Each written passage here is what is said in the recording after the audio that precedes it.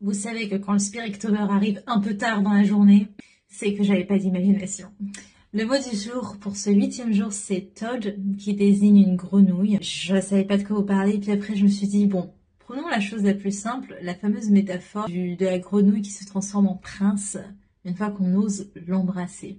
Moi, ça m'a fait penser tout simplement au fait que, métaphoriquement parlant, c'est quand on embrasse ce qui en nous semble le plus à rejeter ou le moins élégant, le moins ragoûtant si je peux dire. Quand on embrasse tout ça, on peut faire sortir le meilleur de soi-même.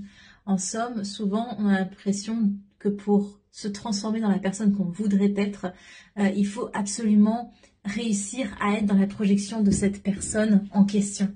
Alors que pourtant, j'en avais déjà fait une vidéo lors du précédent Spirittober, ce fameux fake it until you make it, donc de faire semblant jusqu'à ce que vous deveniez cette version de vous-même. À quel point pour moi ça résonnait pas pour plein de raisons, et notamment pour le fait que ce que vous êtes maintenant, toutes les choses que vous avez qui ne vous plaît pas en vous et que vous avez vraiment envie de changer, toutes ces choses-là, c'est aussi ce qui va vous permettre justement de commencer un processus de transformation. Déjà en les observant, en ne les rejetant pas, en les acceptant et puis en les embrassant, c'est là que vous allez pouvoir travailler avec ce que vous êtes et ce qui ne vous plaît pas en vous pour aller vers ce vers quoi vous avez envie d'aller, vous transformer tout simplement.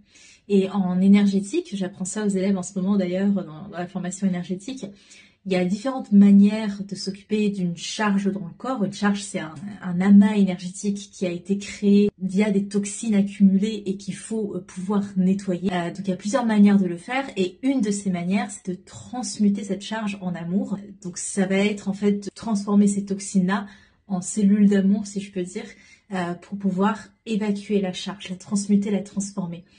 Donc c'est un processus qu'on utilise en énergétique, mais qu'on peut aussi transposer à d'autres choses, à notre vie. De transmuter quelque chose en amour, c'est on accepte cette chose pleinement, on lui envoie de l'amour et on l'aide, on l'accompagne pour qu'elle devienne quelque chose qui correspond plus à notre nous d'aujourd'hui, à ce qu'on a envie de développer en nous. Est-ce que je m'en suis bien sortie? Qu'est-ce que t'en penses, Léo? Voilà mon petit Toad à moi. J'espère que ça vous a plu. Je vous retrouve demain pour un nouveau mot.